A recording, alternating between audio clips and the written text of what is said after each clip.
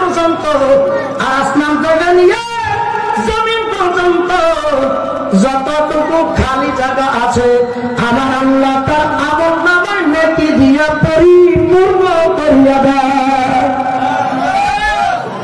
আমার বন্ধুগণ, আল্লাহর নবী মুহাম্মদ রাসূলুল্লাহ সাল্লাল্লাহু তাআলা আলাইহি ওয়াসাল্লাম বলে, ও পৃথিবীর মানুষেরা, ও পৃথিবীর উম্মতেরা, তোমরা যদি একটা বার সুবহানাল্লাহ বলো তাহলে যাই না রাখো একটা আরবি গোলাম আজাদ করার নেকি তোমার আমলনামায় লিখে দেওয়া হয়।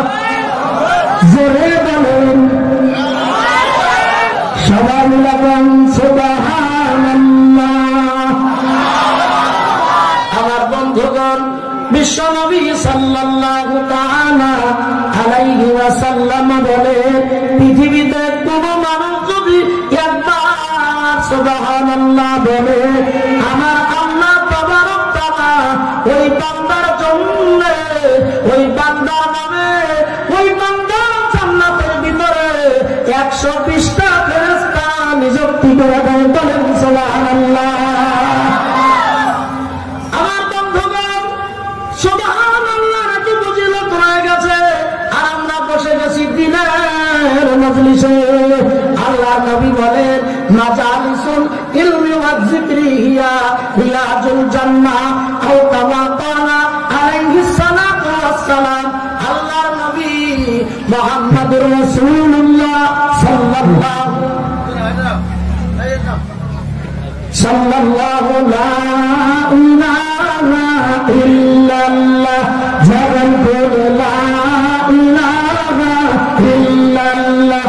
আল্লাহ তুমি দেখো কারা দিনের মজমায় বইয়া তোমার জিকির করে না, তুমি দেখো না লা ইলাহা ইল্লাল্লাহ জোরে লা ইলাহা ইল্লাল্লাহ। আল্লাহ তুমি দেখো কারা গোনা লা ইলাহা ইল্লাল্লাহ জোরে লা ইলাহা ইল্লাল্লাহ লা ইলাহা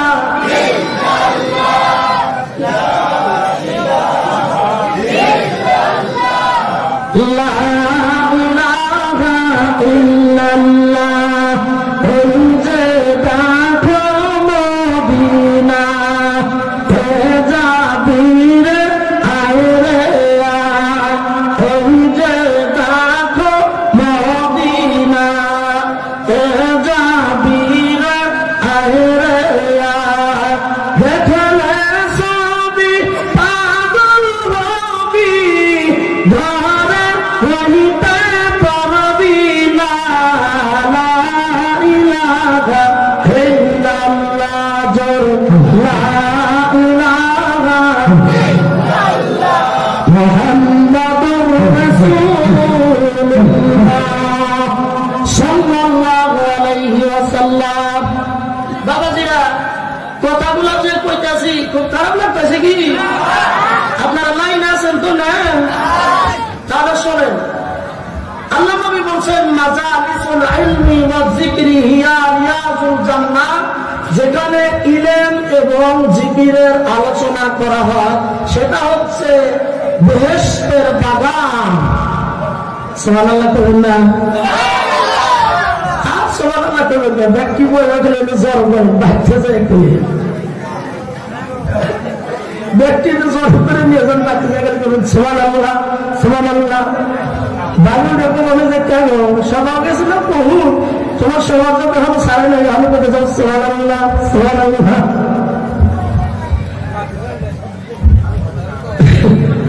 তো ভাই দোস্ত, রিয়াজুল জান্নাহ অর্থাৎ বেহেশতের বাগান, বেহেশতের বাগানে যারা দুনিয়ার বুকে বসে আমার আল্লাহ তাআলা তাদের জীবনের সব গুনাহ মাফ করে দেয়। যেরকম সুবহানাল্লাহ, নারায়ে তাকবীর।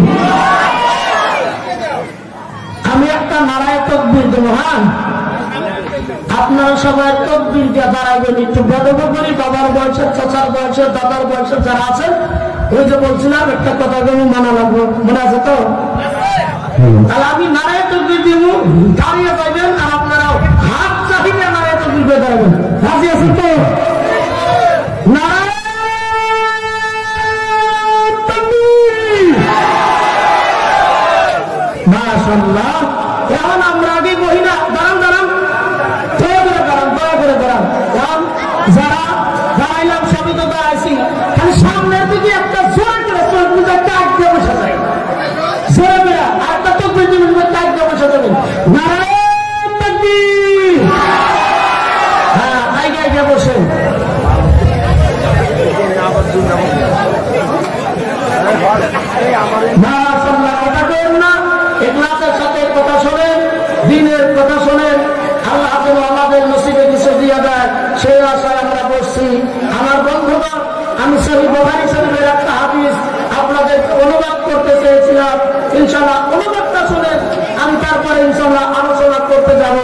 আল্লাহ যদি তৌফিক দান করেন।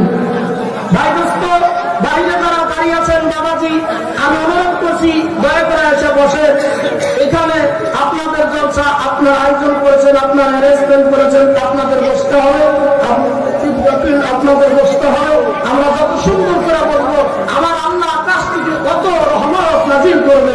একবার বলুন সুবহানাল্লাহ, মাশাআল্লাহ, আবার বলি সুবহানাল্লাহ।